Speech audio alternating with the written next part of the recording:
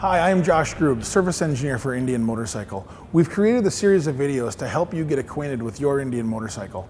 Let's get started. So to replace the headlamp on the Chieftain model, the first step will be to remove the bezel around the headlamp. You'll do that by removing two M5 fasteners.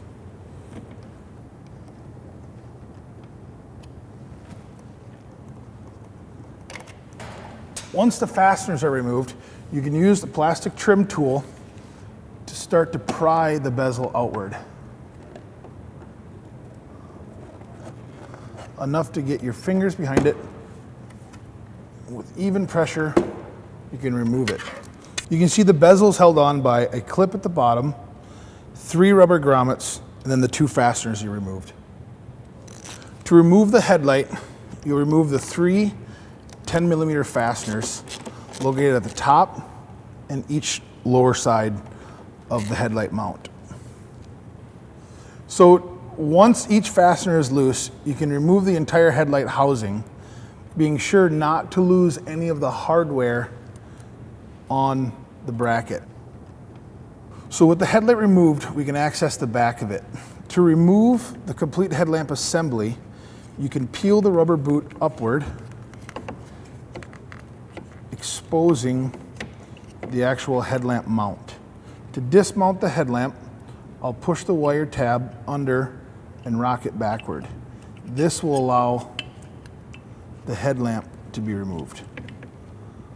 Unless absolutely necessary, it's recommended that you do not disconnect the headlamp at the connector.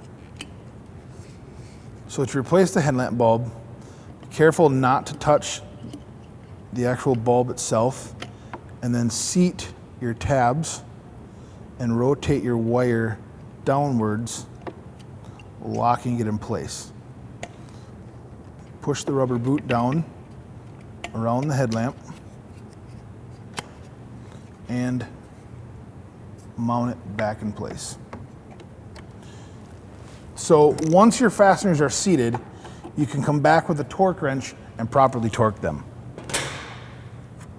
Once they're torqued, you'll replace your bezel, headlight bezel, engaging the bottom first and then your 3 upper grommets. So bottom, grommets, and I'll snap that in. And then replace my upper 2 fasteners. It is not necessary to remove the headlamp assembly to adjust the beam, but with it removed, you can see we'll use these 2 fasteners to adjust beam height and beam direction.